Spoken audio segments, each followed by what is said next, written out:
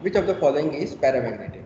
Cn negative, NO positive, CO or O2 negative?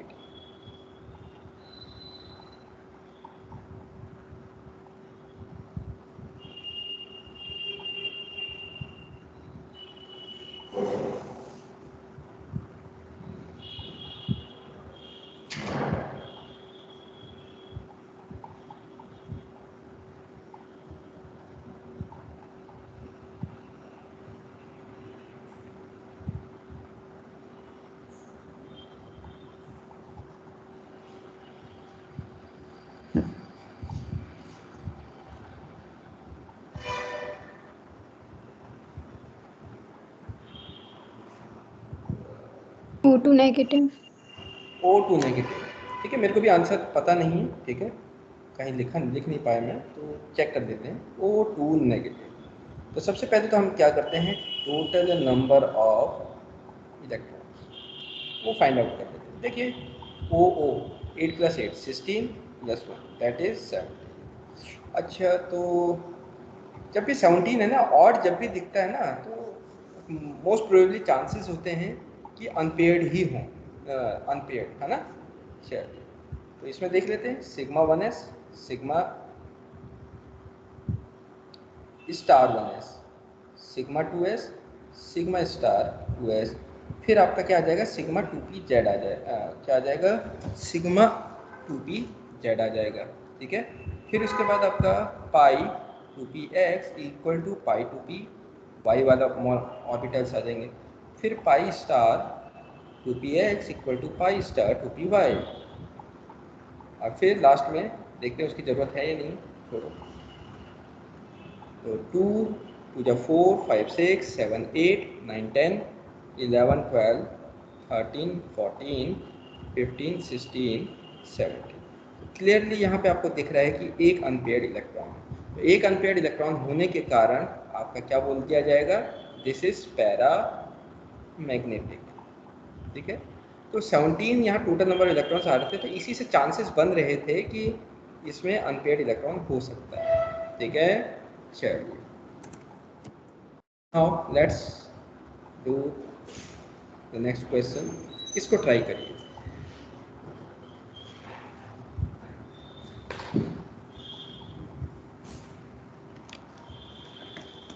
Now the next question is which one of the following pairs is isostructural. Isostructural का मतलब होता है which are having same shape. तो shape कैसा होगा, same and hybridization, मतलब hybridization same हो गया तो ऑलमोस्ट कह सकते हो कि सेम शेप है। तो आप हर पेयर में क्या निकालिए, हाइब्रिडाइजेशन देखिए। अगर हाइब्रिडाइजेशन सेम आता है तो चांसेस है कि उनके शेप भी क्या होंगे, सेम होंगे।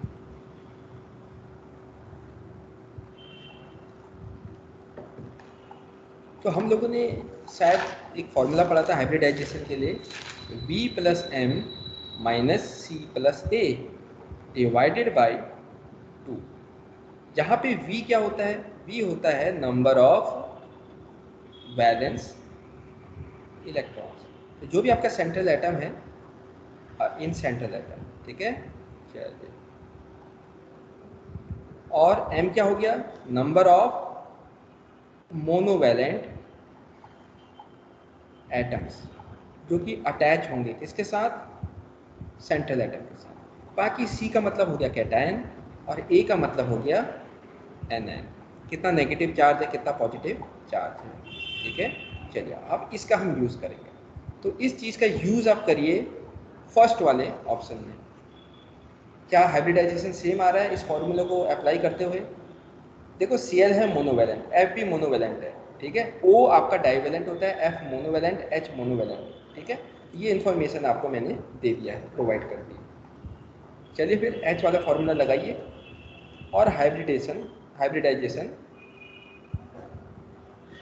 फाइंड आउट कीजिए।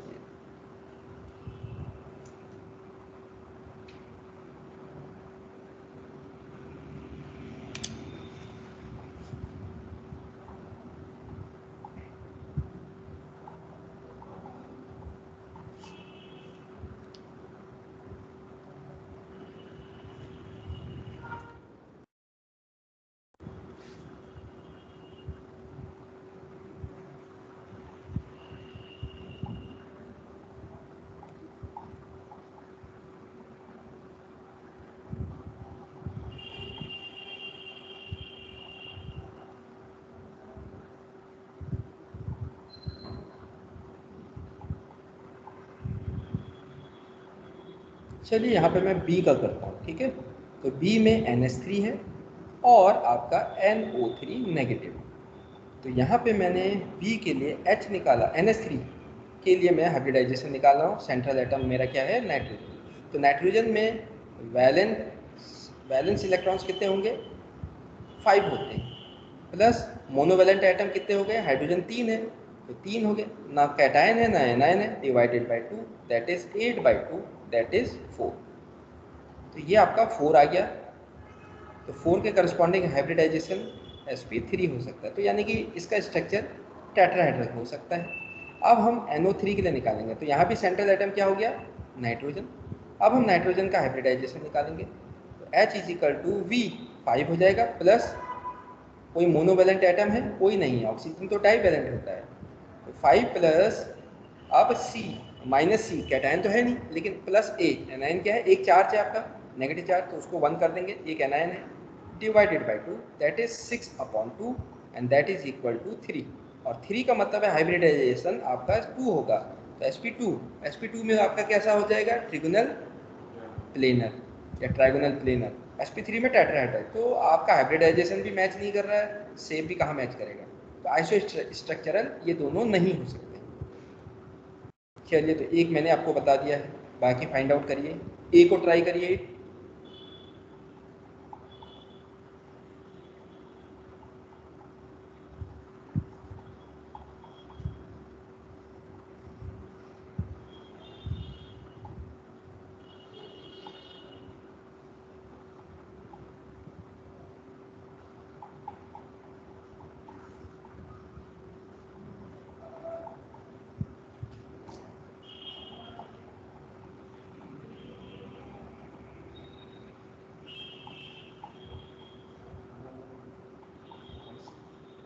ओके, तो कनिष्क का रिप्लाई आया है फर्स्ट, ठीक है। चलिए देख लेते हैं, मेरे पास आंसर्स अवेलेबल नहीं है तो हमें निकालना ही पड़ेगा। तो BCl3, तो BCl3 मतलब सेंट्रल एटम मेरा B हो गया, और B है, एक तो मेरे को अगर मेरी मेमोरी पावर अच्छी होगी तो मेरे को वैसे ही पता चल जाएगा ये इसका स्ट्रक्चर कैसा होता है, कुछ ट्रिगोनल प्लेनर होता है, तो यानी कि इसका हाइब्रिडाइजेशन sp2 होगा, है ना। ट्रिगोनल प्लेनर इसका स्ट्रक्चर मेरे को पता ही है सेम। अब अगर मैं BrCl3 का मेरे को पता नहीं है, तो BrCl3 का वो भी देख लेते हैं क्या है। तो हम वही फॉर्मूला लगाएंगे, H is equal to V। तो H V वैलेंस इलेक्ट्रॉन कितने हो जाएंगे Br के लिए, तनु कितने हो जाएंगे वैलेंस इलेक्ट्रॉन ब्रोमीन के लिए,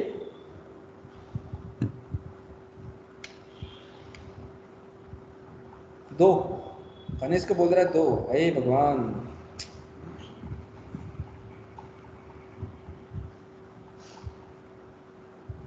2 नहीं होंगे वैलेंस इलेक्ट्रॉन। देखो फ्लोरीन किस ग्रुप को बिलोंग करता है, fluorine, chlorine, bromine, group number 17। तो उसमें कितने वैलेंस इलेक्ट्रॉन होते हैं, इसमें होते हैं 7 वैलेंस इलेक्ट्रॉन्स। वैलेंस इलेक्ट्रॉन्स होते हैं 7, तो यहाँ पे आप 7 लिख लीजिए, प्लस कितने मोनो वैलेंट एटम्स हैं, क्लोरीन ये भी मोनोवैलेंट है, सिंगल बॉन्ड बनाते हैं, तो ये 3 हो जाएगा, प्लस कोई भी कैटायन नहीं है, कोई भी एनायनिक चार्ज नहीं है, डिवाइडेड बाई 2। तो ये आपका कितना बना रहा है, sp5 ये तो आपका 5 बना रहा है, और BCl3 में शायद sp2 होता है, या कुछ मैं गलत कर रहा हूँ।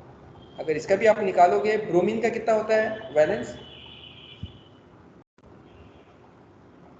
3 होता है ना, वैलेंस इलेक्ट्रॉन 3 होते हैं ब्रोमीन में, और मोनोवैलेंट एटम 3 हो गए, divided by 2 that is 6/2 that is 3, और 3 मतलब sp2, यहाँ पे 5 आ गया, ये 5 क्या हो सकता है, sp3d, 3 4 5, है ना। तो हाइब्रिडाइजेशन भी सेम नहीं हो रहा है, तो इसका मतलब आंसर पहला नहीं हो सकता है। आंसर दूसरा मैंने आपके सामने ही निकाल दिया, वो भी नहीं हो सकता है, ठीक है। तो अब आपको थर्ड और फोर्थ में ट्राई करना है, तो सोचिए थर्ड और फोर्थ में कौन सा सही होगा। अब हम थर्ड और फोर्थ को ट्राई करेंगे। चलिए NF3 का बताइए मेरे को कितना हाइब्रिडाइजेशन होगा, सेंट्रल एटम का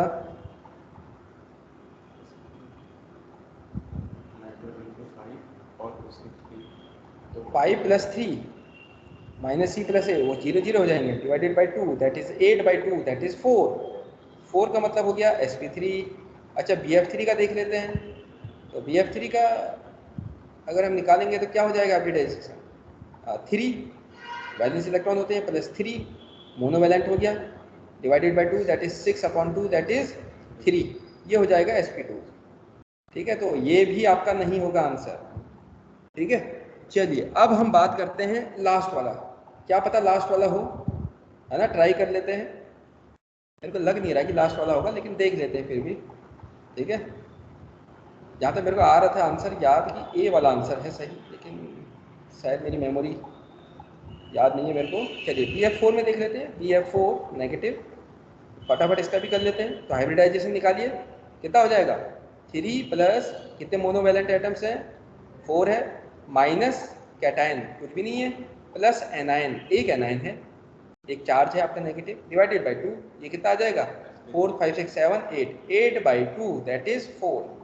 4 है, इसका मतलब sp3 हाइब्रिडाइजेशन हो सकता है।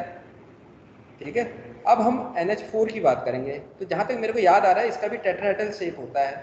ठीक है, तो H = N, N मतलब 5 + 4 माइनस कैटायन, कैटायन एक है ना, एक चार्ज है, प्लस एनायन 0 है, तो इसका कितना आ रहा है, इसका भी 4 आ रहे हैं, यानी कि sp3। तो क्लियर है, इन दोनों का हाइब्रिडाइजेशन सेम है, शेप भी सेम है, तो ये दोनों आपके आइसोस्ट्रक्चरल होंगे, तो आंसर डी होगा। ठीक है, तो ये अगर हम ऐसे करके एक एक करके करेंगे ना तो वो बड़ी बेवकूफ़ी है। ठीक है, तो कोशिश करिए इतनी प्रैक्टिस हो आप लोगों की कि आपको कुछ तो याद रहे। जैसे मेरे को याद है कि BCl3 sp2 होता है, मेरे को ये भी याद है कि NH4 पॉजिटिव, प्रैक्टिस से ही मेरे को पता याद आ चुका है कि ये क्या होता है, sp3 होता है। ठीक है, तो कुछ चीज़ें तो मैं ऐसे ही मतलब आपको याद रखना है, ज़्यादा याद रखोगे तो गुड। ठीक है, चलिए आगे बढ़ते हैं और नेक्स्ट सवाल है आप लोगों के लिए ये। चलिए ट्राई करते हैं। Bond order of 1.5 is shown by, चलिए जल्दी बताइए किसका बॉन्ड ऑर्डर 1.5 होगा।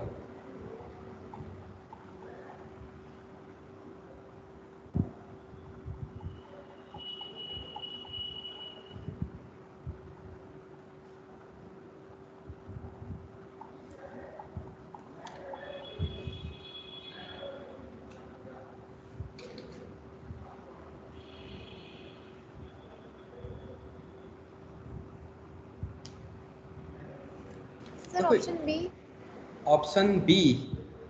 ऑप्शन बी बिल्कुल सही है, 1.5 ही होता है। ठीक है, ओके। चलिए, अब ऐसे जो क्वेश्चंस होते हैं ना, इनमें ज़्यादा दिमाग लगाने की ज़रूरत नहीं है। ठीक है, बस एक चीज़ मैं आपको बताना चाह रहा हूँ, याद जरूर करना। देखो O2 का इतना याद रख लो कि बॉन्ड ऑर्डर क्या होता है, 2 होता है, ये तो याद हो जाएगा, बॉन्ड ऑर्डर 2। और ऑब्वियसली आपको पता ही है O डबल बॉन्ड O होता है ना, तो डबल बॉन्ड है मतलब बॉन्ड ऑर्डर 2 है, साफ सी बात है, ये तो ऐसे ही याद हो गया। अब यहाँ पे मैं क्या कर रहा हूँ, O2 पॉजिटिव, एक चार्ज मैंने बढ़ा दिया, एक इलेक्ट्रॉन निकाल दिया, O2 2 पॉजिटिव। नीचे को मैं क्या लिख रहा हूँ, O2 नेगेटिव, एक इलेक्ट्रॉन ऐड कर दिया, और यहाँ पे मैंने एक और इलेक्ट्रॉन ऐड कर दिया। अब मैं यहाँ पे लिखने वाला हूँ O2 पॉजिटिव और O2 2 पॉजिटिव। यहाँ पे O2 नेगेटिव और O2 2 नेगेटिव का बॉन्ड ऑर्डर में लिखने जा रहा हूँ। ठीक है, तो थोड़ा सा एक सेकंड, हाँ चलिए, O2 2 पॉजिटिव। तो याद रखिए जब हम पॉजिटिव की तरफ जाते हैं तो बॉन्ड ऑर्डर क्या हो जाता है, पॉजिटिव की तरफ जाने में बॉन्ड ऑर्डर बढ़ जाता है 2.5, और O2 2 पॉजिटिव का कितना होता है 3.0, और जब हम नीचे की तरफ जाते हैं तो बॉन्ड ऑर्डर कम होने लग जाता है 1.5 एंड 1। तो यहीं से आपको याद हो जाएगा क्या चीज़ है। तो बस ये याद रखिए, नेगेटिव की तरफ मतलब माइनस करते रहो 0.5। ठीक है, -0.5, फिर और -0.5 कर देना, जो भी यहाँ पे प्रेजेंट वैल्यू है। ठीक है, पॉजिटिव में प्लस करते जाओ 0.5, तो यहाँ पे मैं लिख देता हूँ, प्लस कर देना 0.5, फिर प्लस कर देना 0.5, और इस तरीके से आपका आ जाएगा। ठीक है, तो ऐसे सवालों में तो ज़्यादा सोचने का ही नहीं है, माइनस माइनस माइनस, तो माइनस करते जाओ, प्लस प्लस प्लस, तो 0.5 प्लस करते जाओ। इस तरीके से आप याद रख सकते हो। चलिए आगे बढ़ते हैं। अब ये सवाल आप लोगों के लिए है, ये सारे के सारे कंपटीशन में ही आए हुए हैं, ठीक है। और भी टफ सवाल हो सकते हैं, लेकिन वो लेटर ऑन मैं आप सबके सामने इंट्रोड्यूस करूंगा, क्योंकि उसमें फिर मिक्स्ड वाले कंसेप्ट वाले क्या होंगे, सवाल होंगे, वो और कंसेप्ट भी आपके उसमें इंक्लूड होंगे। So question is, which of the following species contains 3 bond pair and 1 lone pair around the central atom? तो आपको पहचानना है कौन सा ऐसा सेंट्रल एटम होगा जिसमें 3 बॉन्ड पेयर हैं और 1 लोन पेयर है।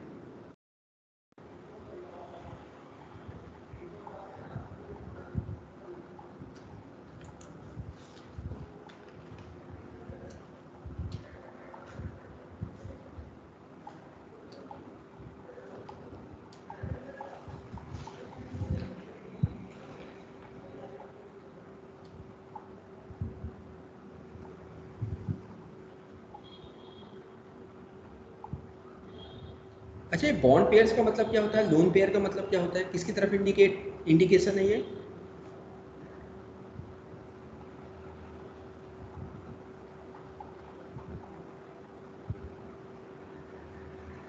बॉन्ड पेयर ऑफ इलेक्ट्रॉन की बात हो रही है, लोन पेयर मतलब लोन पेयर ऑफ इलेक्ट्रॉन्स की बात हो रही है। तो ऐसा सेंट्रल एटम बताइए जिसमें बॉन्डेड पेयर ऑफ इलेक्ट्रॉन्स भी है और लोन पेयर ऑफ इलेक्ट्रॉन्स भी है।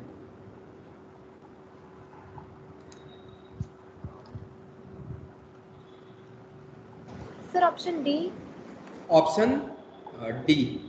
चलिए, तो ऑप्शन डी ही बिल्कुल सही है, क्योंकि आप देखिए फॉस्फोरस, फॉस्फोरस में आप लोग जानते हैं कितने वैलेंस इलेक्ट्रॉन्स होते हैं, 5, 1 2 3 4 5, ठीक है।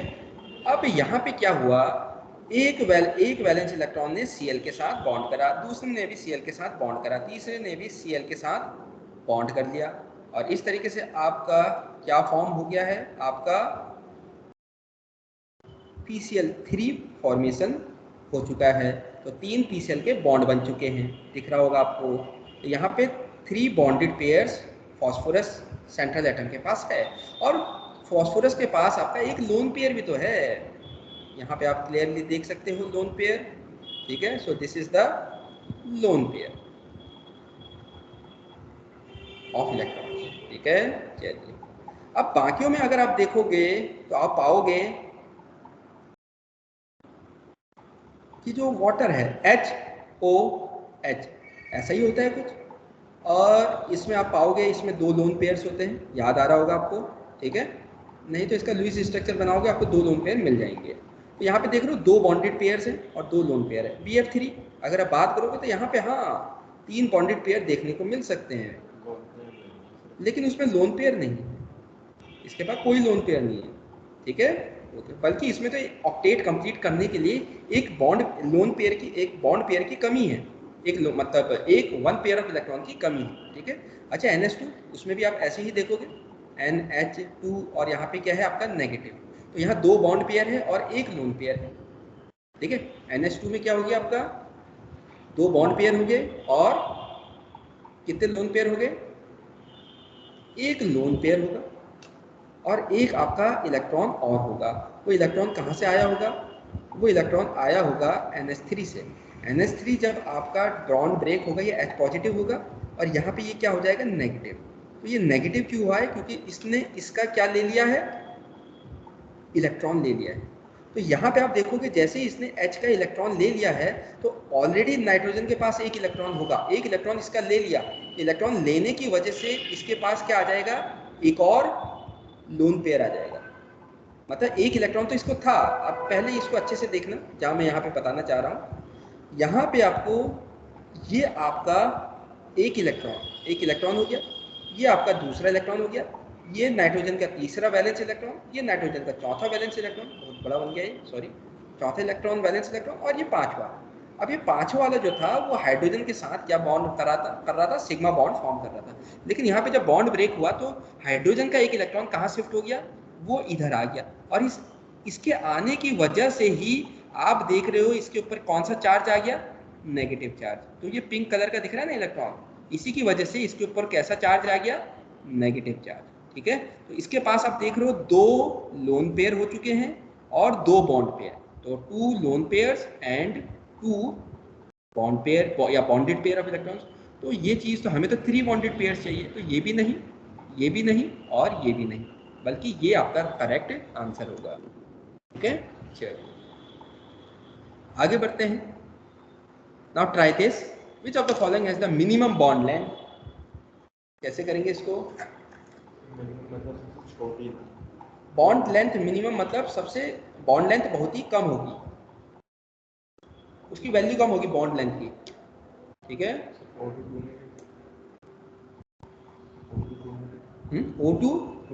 O2 नेगेटिव बोला जा रहा है।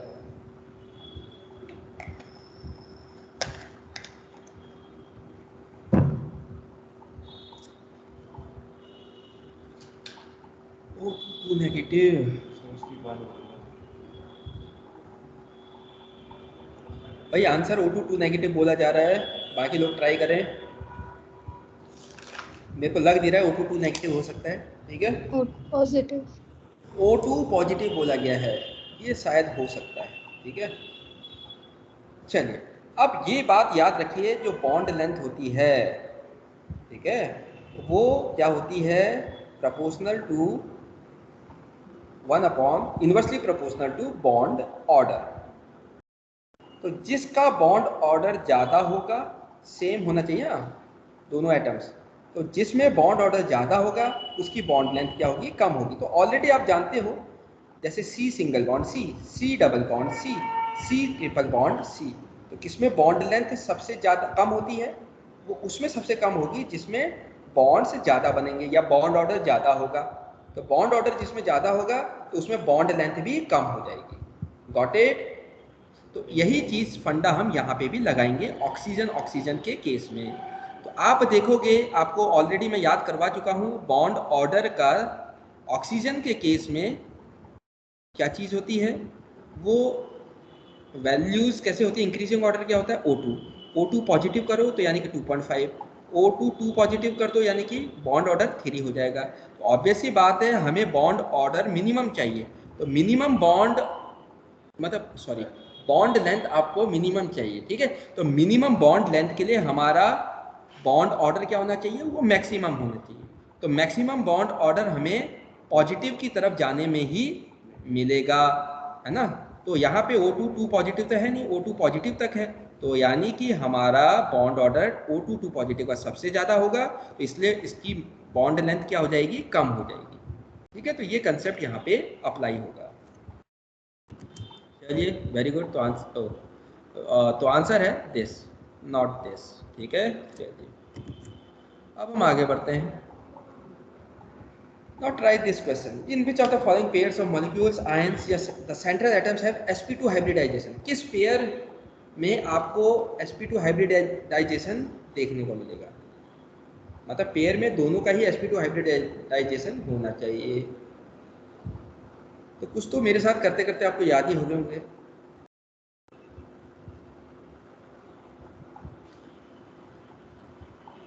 BF3 का तो आपको याद ही हो गया होगा, sp2 होगा, है ना। ये भी sp2 है, बाकी चेक कर सकते हो।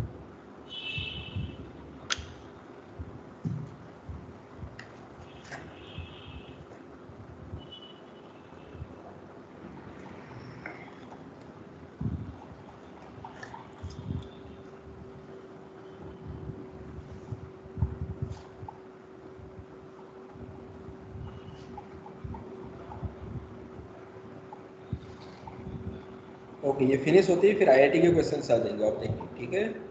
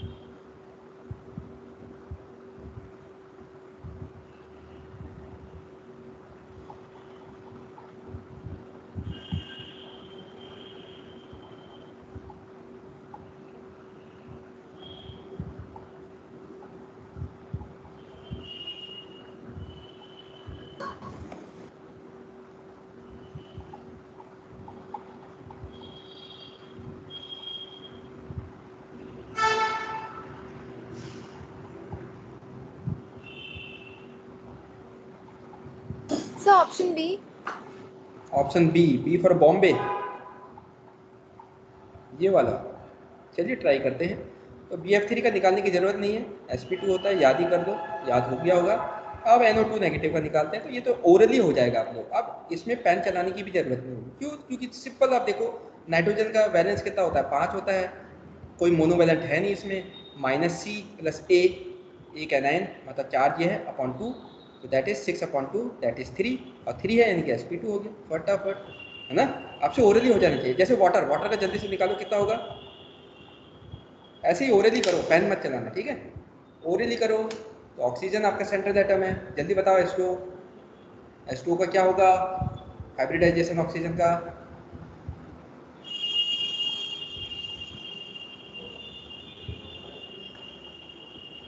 ऑक्सीजन का होता है 6 + 2 8 divided by 2, that is 4। 8 divided by 2 4, तो 4 मतलब sp3, है ना। ठीक है, ओके। तो इस तरीके से हम कर सकते हैं। तो आंसर बी बिल्कुल सही आंसर निकाला गया है, ठीक है। चलिए हम नेक्स्ट क्वेश्चन में मूव करते हैं। चलिए आप इसको करिए।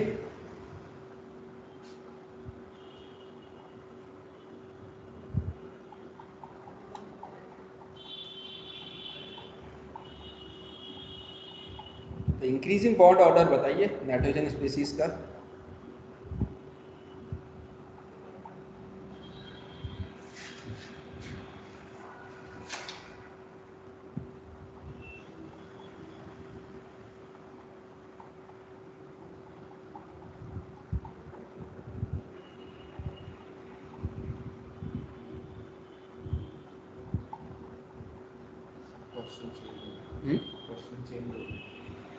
अच्छा, क्वेश्चन ही चेंज हो गया, अरे वाह।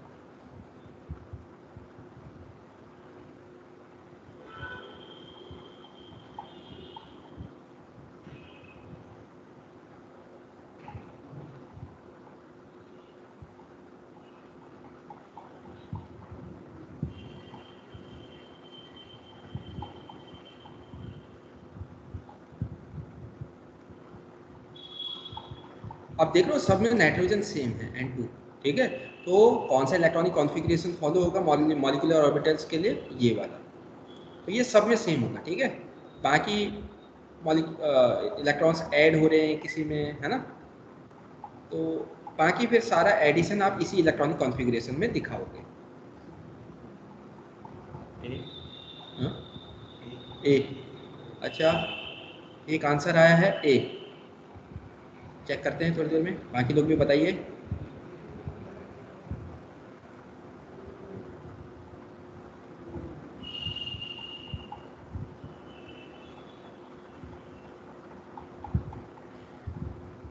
तो जहाँ तक मेरे को मेमोरी, जहाँ तक मेरी अच्छी है, तो नाइट्रोजन N2 जो होता है ना, उसमें ट्रिपल बॉन्ड होता है। तो मेरे को पता है इसका बॉन्ड ऑर्डर 3 होता है। देखिए ऑक्सीजन में 2 होता है, नाइट्रोजन में 3 होता है। बॉन्ड ऑर्डर निकालने का फॉर्मूला भी मेरे को पता है, NB - Na/2। चलिए अब आपको N2 नेगेटिव और N2 नेगेटिव का निकालना है।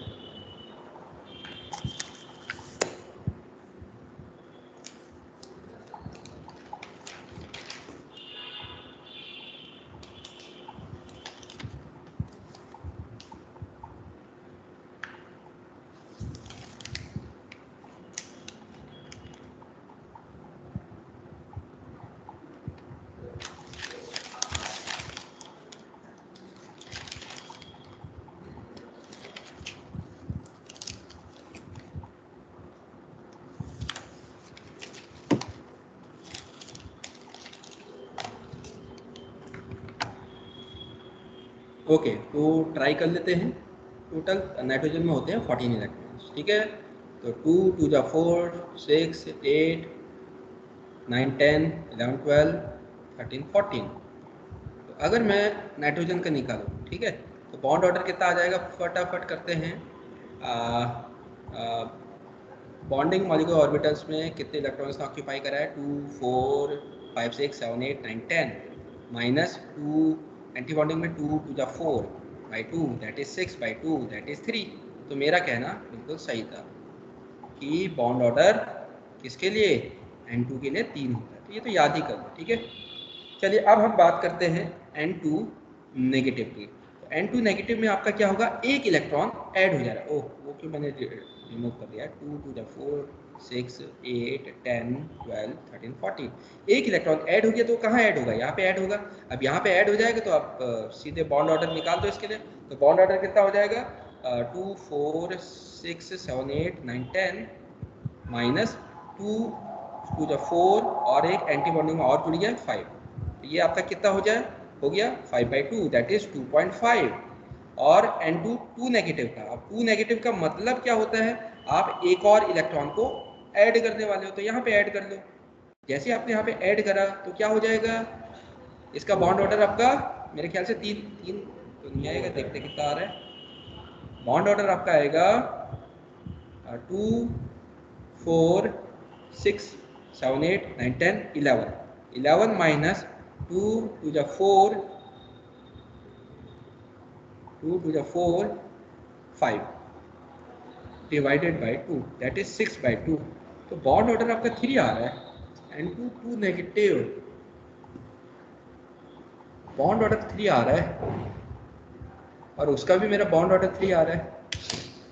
ये क्या दिक्कत हो गई, N2 2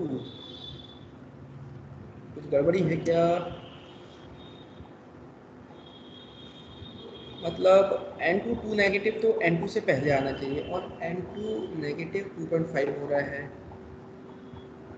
N2 है और N2 2 नेगेटिव का तो और कम आना चाहिए था, 2 आना चाहिए था। कहाँ दिक्कत हो गई ऐसा,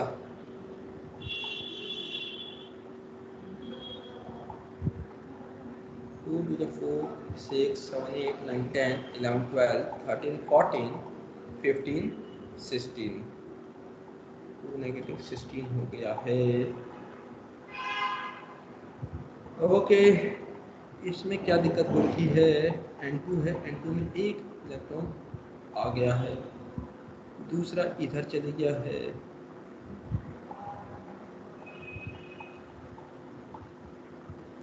क्या हमने सही लिखा है इलेक्ट्रॉनिक कॉन्फ़िगरेशन,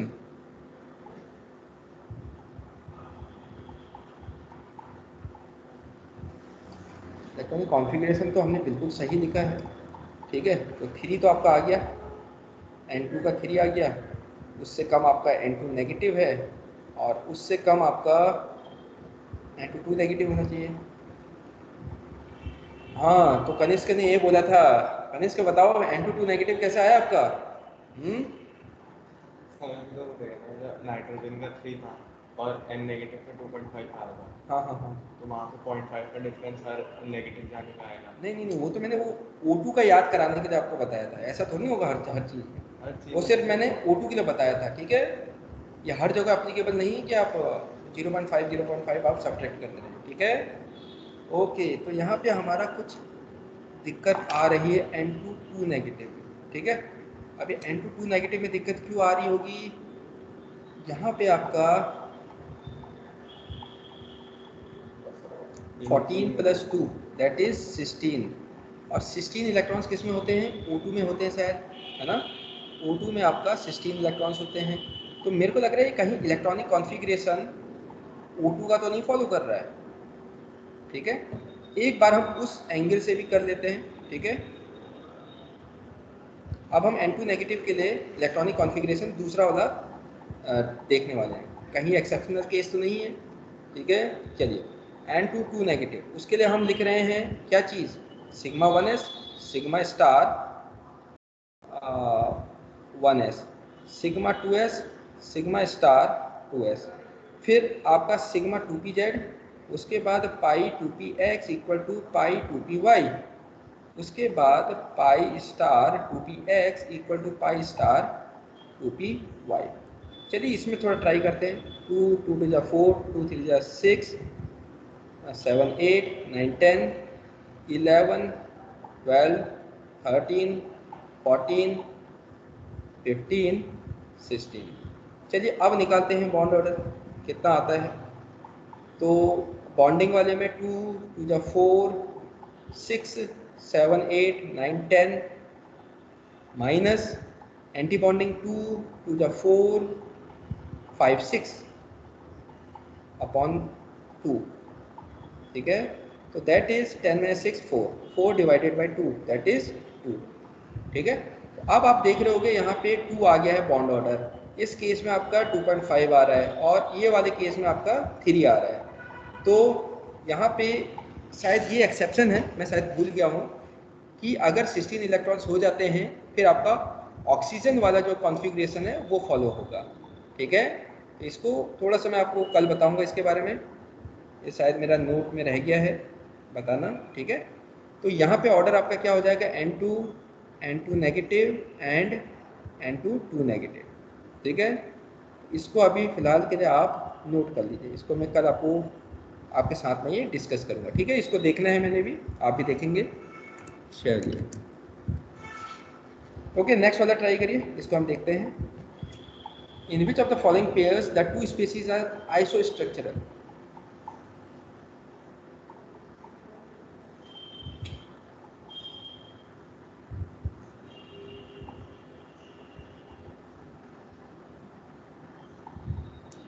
वही है, आपको वही चीज़ फॉलो करनी है, हाइब्रिडाइजेशन देखना है तो पता चल जाएगा आइसोस्ट्रक्चरल है कि नहीं है, ठीक है। तो BF3 का तो आपको याद ही हो चुका है, ज़्यादा मेहनत करने की ज़रूरत नहीं है। sp2 NF3 का भी आप निकाल ही सकते हो, N का होता है 5 valence electron plus 3 that is 8 divided by 2 that is 4।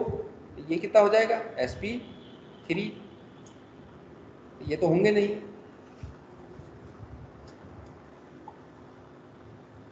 अच्छा XeO3 का निकाल लेते हैं हाइब्रिडाइजेशन, कितना आ जाएगा। Xe में कितने वैलेंस इलेक्ट्रॉन होंगे,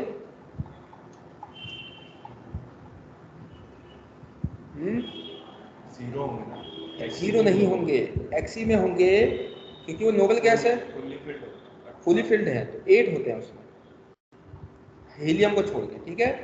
helium, neon, argon, krypton, xenon, इसमें डुप्लेट होता है, बाकियों में 8 8 8 8 वैलेंस इलेक्ट्रॉन्स होते हैं, ठीक है, वैलेंस इलेक्ट्रॉन्स। चलिए तो यहाँ फॉर्मूला लगा देते हैं, 8 प्लस मोनोवैलेंट एक भी नहीं है डिवाइडेड बाई 2 दैट इज 4। यहाँ पे आपका क्या आ जाएगा sp3। अच्छा Br3 नेगेटिव में देख लेते हैं, यहाँ पे हाइब्रिडाइजेशन निकालेंगे Br का, तो Br में कितने होंगे 7, chlorine chlorine bromine group number 17 plus कोई भी आपका मोनोवैलेंट एटम नहीं है, -C प्लस A anion, तो एक है आपका negative charge divided by 2 that is 8 upon 2 and that is 4। तो यहीं से आपको पता चल जा रहा है क्या कि ये आपके क्या हो सकते हैं, आइसोस्ट्रक्चरल, ठीक है। तो इस तरीके से आपने इसको कैलकुलेट करना। चलिए इसके ट्राई करिए, किस स्पीसी का लीनियर शेप होगा।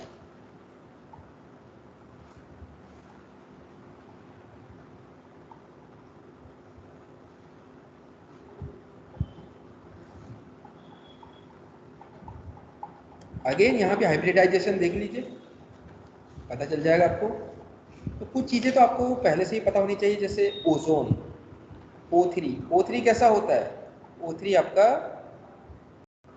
इस तरीके का शेप होता है एंगुलर, ठीक है। तो ये तो लीनियर नहीं हो सकता है, लीनियर मतलब इस तरीके से जैसे C डबल बॉन्ड हो, C डबल बॉन्ड हो, ये होता है लीनियर, है ना।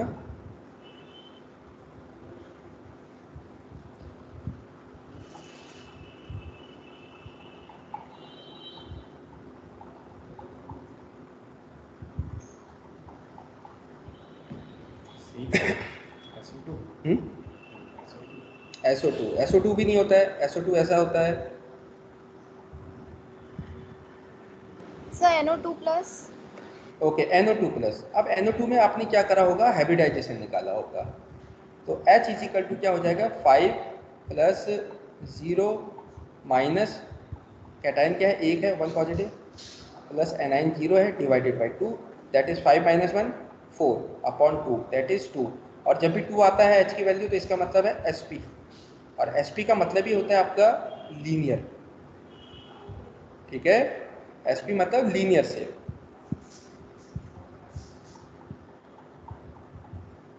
चलिए, तो आंसर हमारा ये हो जाएगा, ठीक है।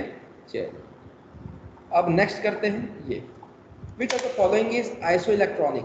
आइसो इलेक्ट्रॉनिक मतलब उनमें number of electrons, total number of electrons क्या होंगे, ये सेम होंगे। तो जल्दी से फाइंड आउट करिए किन स्पीसीज के पेयर में आइसो मतलब आइसो इलेक्ट्रॉनिक है, total number of electrons same होंगे। तो आपके सामने एक मैं कर देता हूँ, बाकी आप लोग करते रहिए। ए को मैं करने की कोशिश करता हूँ आपके सामने। तो CO2 में कितने नंबर ऑफ इलेक्ट्रॉन्स होंगे, देखो कार्बन में कितने होते हैं, टोटल 6 होते हैं। ऑक्सीजन में कितने होते हैं, एक ऑक्सीजन में 8 इलेक्ट्रॉन होते हैं, दूसरे पे भी 8 होंगे, तो टोटल कितने हो गए, 16 और 6 22। अच्छा, NO2 का देख लेते हैं। NO2 में नाइट्रोजन में कितने होते हैं, टोटल 7 होते हैं इलेक्ट्रॉन्स, ऑक्सीजन में 8 प्लस 8, तो 16 प्लस 7 कितना होता है, 23। तो ये आइसो इलेक्ट्रॉनिक नहीं हो सकते। क्या लिखूंगा, नॉट आइसो इलेक्ट्रॉनिक। इसी तरीके से यही कंसेप्ट को फॉलो करते हुए, लॉजिक को फॉलो करते हुए आपको निकालना है। तो ये तो नहीं हो सकता है बाकी आप लोग निकालिए।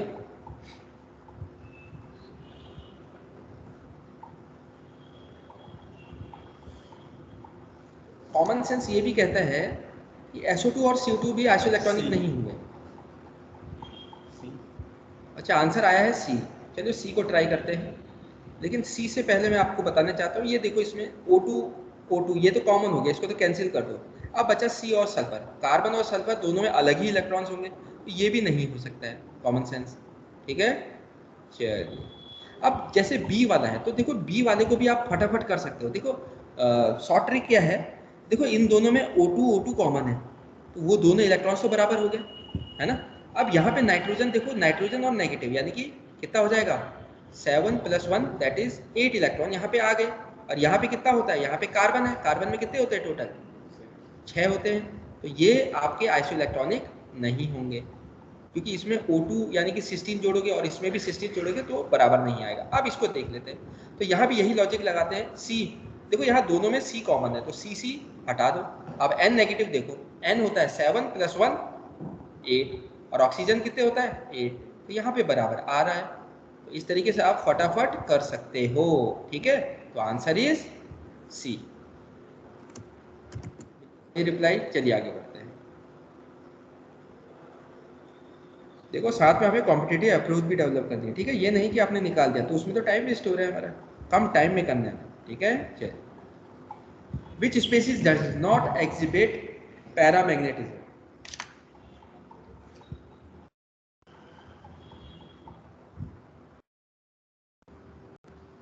मतलब कौन सा स्पीसीज डायमैग्नेटिज्म शो करेगा।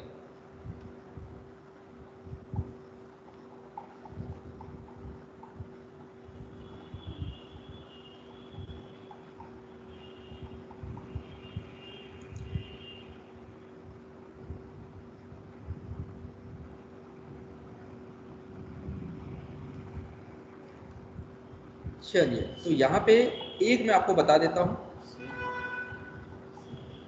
ओके, आंसर आया है सी, ठीक है। मेरे को नहीं पता क्या है, निकालना पड़ेगा। एक मेहनत में आपको बता देता हूँ, बचा देता हूँ यहाँ पे आपकी मेहनत। ये पैरामैग्नेटिक होता है, ठीक है। ये याद हो जाना चाहिए, O2 negative paramagnetic, O2 negative negative paramagnetic. चलिए, CO बोला गया है, तो CO का चेक कर लेते हैं। C और O, total number of electrons कितने हो गया, यहाँ पे 6 हो गया और यहाँ पे 8 हो गया, तो टोटल कितने हो गए 6 + 8 दैट इज 14 इलेक्ट्रॉन्स। तो यहाँ पे कौन सा इलेक्ट्रॉनिक कॉन्फ़िगरेशन फॉलो होगा, वो होगा नाइट्रोजन वाला। नाइट्रोजन क्या होता है, σ1s, σ*1s, σ2s, sigma star 2s। फिर आपका क्या आ जाएगा, पाई आ जाएगा शायद, पाई 2px equal to pi 2py, फिर सिग्मा 2pz, और फिर pi star 2px equal to pi star 2py। शायद इससे ज़्यादा आगे बढ़ने की ज़रूरत नहीं है, यहीं पे फिलिंग कंप्लीट हो जाएगी।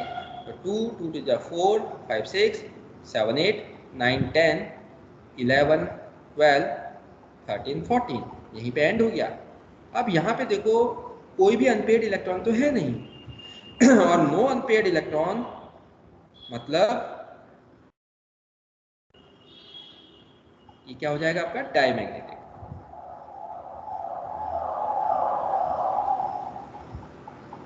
ठीक है, और यही आपका आंसर हो जाएगा, क्योंकि which does not exhibit paramagnetism, इसका मतलब जो डायमैग्नेटिज्म शो करेगा। तो आंसर सी आपका सही हो जाएगा। ठीक है, चलिए एक लास्ट क्वेश्चन कर लेते हैं। The number of anti-bonding electron pairs in O2 2 negative molecule ion on the basis of molecular orbital theory is, तो आपको बताना है number of anti bonding electron pairs कितने होंगे O2 2 नेगेटिव में।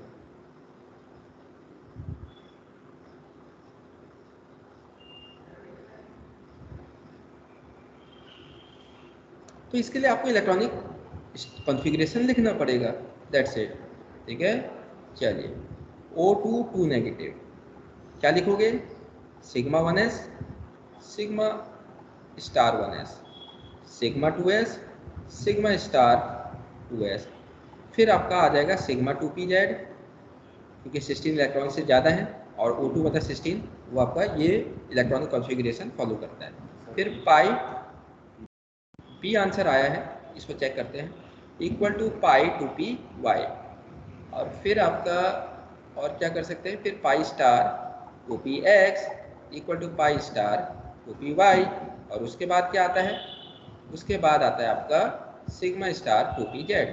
तो फटाफट ऐसा करते हैं, लिख देते हैं 2 2 जा 4 5 6 7 8 9 10 11 12 13 14, टोटल कितने इसमें अभी 14 तक करा हमने, 16 प्लस 2 दैट इज 18 इलेक्ट्रॉन्स की फिलिंग करनी है हमें।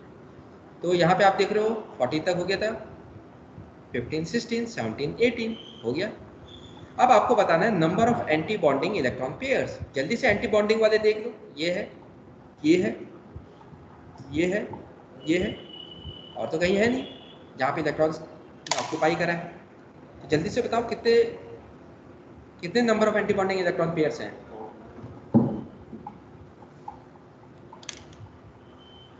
4 बता रहा हूँ, अच्छा आंसर मतलब आपका गलत है। ठीक है, तो देखिए यहाँ पे ये 2 इलेक्ट्रॉन ये हो गए, 2 इलेक्ट्रॉन ये हो गया, 2 इलेक्ट्रॉन ये हो गए, 2 इलेक्ट्रॉन ये हो गया, तो हर 2 इलेक्ट्रॉन मतलब एक पेयर है, 1 एंटी बॉन्डिंग इलेक्ट्रॉन पेयर। ये एक पेयर हो गया, ये दूसरा पेयर, ये तीसरा पेयर और ये चौथा पेयर, तो टोटल कितने हो जाएंगे, 4 एंटी बॉन्डिंग इलेक्ट्रॉन पेयर्स आपके O2 2 नेगेटिव मॉलिक्यूल में होंगे। ठीक है, चलिए बच्चों फिर आज के लिए इतना ही करते हैं, बाकी नेक्स्ट लेक्चर में। ठीक है।